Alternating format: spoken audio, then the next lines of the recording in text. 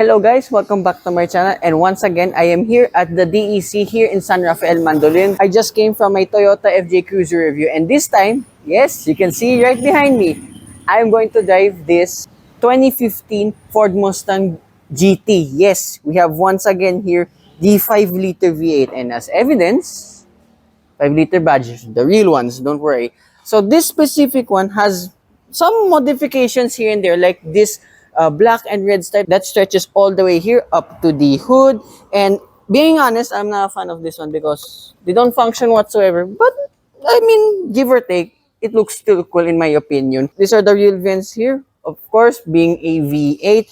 So I won't go into detail because I've driven this exact generation, albeit with the EcoBoost engine. You still get 255/40 series tires. These are still 19 inches, but this one are running on Pirelli P0. Hopefully, this is the more fun tire. Unlike that now of the EcoBoost, you have a much larger rear tire at 275. So of course, to accommodate all that power, and like that of the EcoBoost, this have Brembo brakes all around. And we look here now at the rear.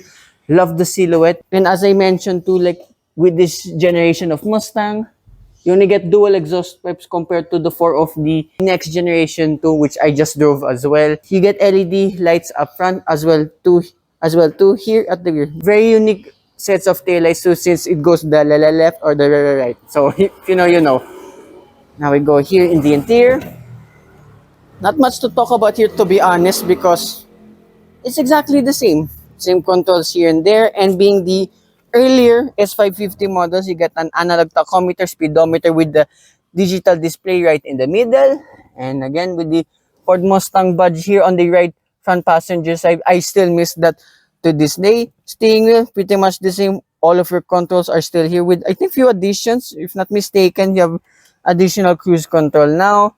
Now, this is what is different compared with the EcoBoost. So, shut you first. Starter up. Besides the sound, of course. Oh, those are your shift lights. So apologies, that was just the seat hitting the center console. Now, this is my favorite feature compared to the EcoBoost. Yes, you have now seat ventilations and seat warmers. That was, to be honest, this was the feature that I was looking for with the EcoBoost model. If you really want this, you go definitely get the V8 model. So for the infotainment system, you still have the Ford Sync 2. I know this still has Apple CarPlay and Android Auto. You get a reverse camera with dynamic guidelines. The resolution isn't the best out there. However, at least there still is carbon fiber trim here around the gear shift. This one's modified as well. 2 cup holders with ambient light, manual handbrake, center console box is, yeah, with USB ports, exactly the same. So again, if you want a more in detailed review of this interior, check out the Mustang EcoBoost review. Now, I really can't wait. Let's go for a dive and to see if this V8 is much more worth it. Right, this is it. Again, with the S550 Mustang pre-facelift model, but this time we are driving the V8 model. Of course, firing this is a 5-liter naturally aspirated V8 engine that produces 435 horsepower and 542 Newton meters of torque. Of course, it's way more down on power than the facelift model, but going offline, yeah, it's as epic as ever. And the looks of the engine compared to the facelift model, this one looks much more race car like. I have no idea why. Maybe because of the engine block design looking that much different. I kind of like this, to be honest. And two, being the pre-facelift model too, this one, if not mistaken, this is still running as a 6-speed automatic transmission, not with the 10-speed. So putting its power down, whoa, wow.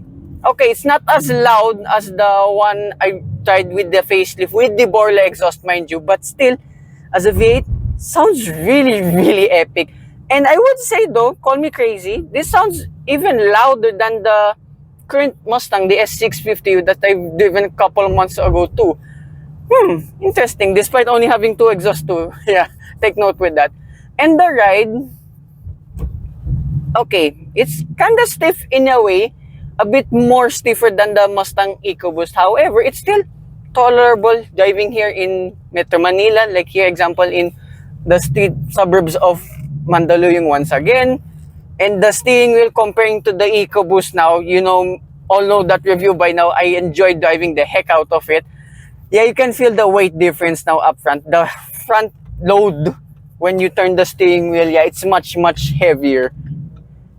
But of course, straight line, this is, of course, more scarier to drive. I have not sensed any difference with grip too since the S550 facelift model were running on Michelin tires. This is the probably more fun Pirelli P0s, if not mistaken only. However, I can feel a bit more rear grip since again these have wider rear tires than usual now. So here now, sport mode. Oh, oh! Right. Okay. Calm down with that. So yep, I can tell this is a much more of aggressive tire. So you have to warm it up quite in such a way compared with the Michelin. So I don't know too if the traction control was off, but yeah, it's definitely on. And of course, yeah, comparing with the facelift model, this is much more leery and much more fun to drive. I like this. So this is the scare factor that I was looking for, to be honest, with the newer Mustangs. Of course, it's not, mind you, dangerous, but as a racer myself, yep, it's definitely so much more fun. The sport mode in this is insane. So yeah, the transmission timing and all that, the tuning and is turns this Mustang into a beast.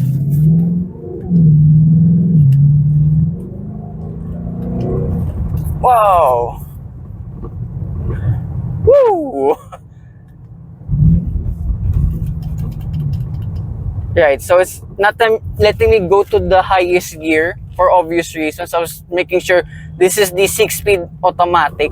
But I can tell this is the 6-speed because the gearing is much more longer, and of course putting its power down actually is much more crazier. That's why I was skidding all over the place. Right, so I was not expecting this kind of drive with the pre-facelift model because I was spoiled with the current ones and as well with the 10-speed automatic transmission. This one with the 6-speed, it's for once the older one is the crazier one to drive, and that's what I love with all the Mustangs. And just driving it near sensibly, so used now with the Mustang ecosystem. Yeah, visibility is all right. Yeah, you have very small side mirrors and all that, but yeah, got used to it pretty quickly.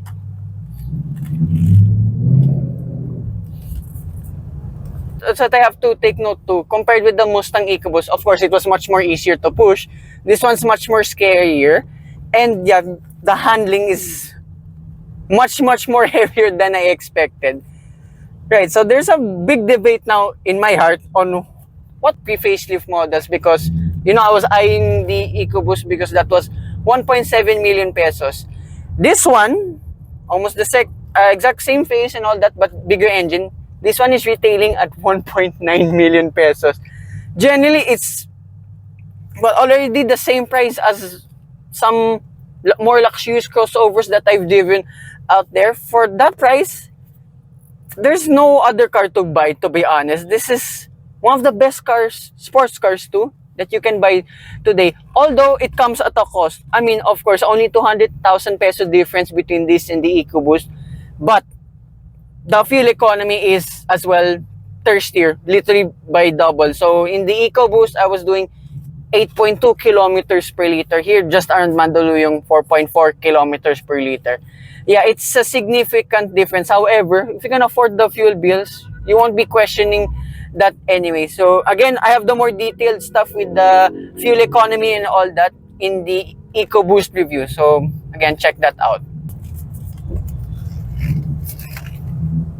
And for 1.9 million pesos, a V8, if you're not into the fuel bills,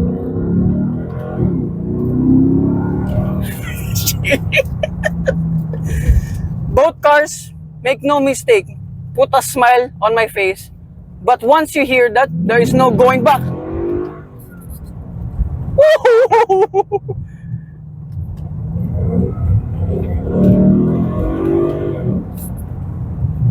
This engine is mofo glorious. Oh my gosh!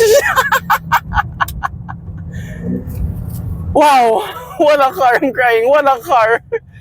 So, again, that concludes my review of this 2015 Ford Mustang GT.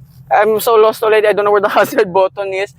I'd like to thank so much the DEC for making me drive all of my dream cars recently. It means a lot to me. So remember, if you want to check this specific one out, go to their dealer here.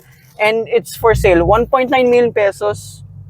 There is no better sports car to buy out there, to be honest. Right, so hope you guys like and subscribe. And I will see you with more reviews and hopefully more muscle car reviews on my channel. Bye-bye.